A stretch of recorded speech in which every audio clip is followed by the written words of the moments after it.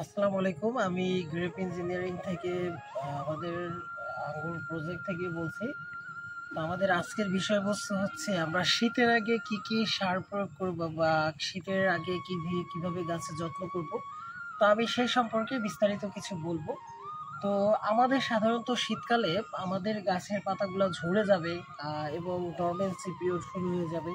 যেহেতু আমাদের ডরমেন্সি পিরিয়ডটা খুব ডিসেম্বর থেকেই পুরো দমে শুরু হয়ে যায়, তো গাছে পাতা থাকবে না। তো আমরা এই শীতের আগে চেষ্টা করব যে আমাদের কিছু চাপান কিছু সার আছে, যেমন আপনার ডিএবি, তারপরে হচ্ছে আমরা ইউরিয়াটা এখন আর কি দিব না, যেহেতু আমাদের গাছের ইউরিয়া গাছের বৃদ্ধি করে। তো সেক্ষেত্রে আমরা ইউরিয়াটা চেষ্টা করব একটু অ্যাভয়েড করে, তবে ডিএবি টিএসপি আমরা দিতে পারি।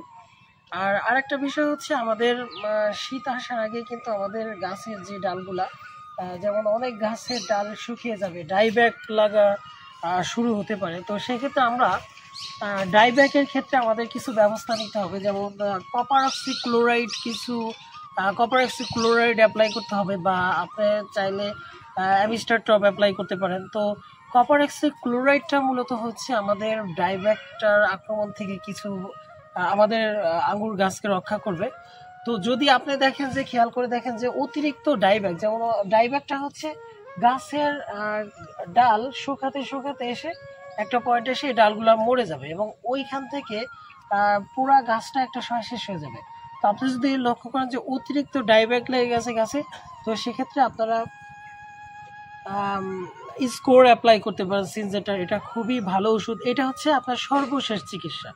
তো আমরা চেষ্টা করব যে গাছে যেন আমাদের কোনোভাবে ডাইব্যাকটা মানে লাগলেও যদি কম লাগে, সেই ক্ষেত্রে আমরা চেষ্টা করব। আর শীতের আগে আমরা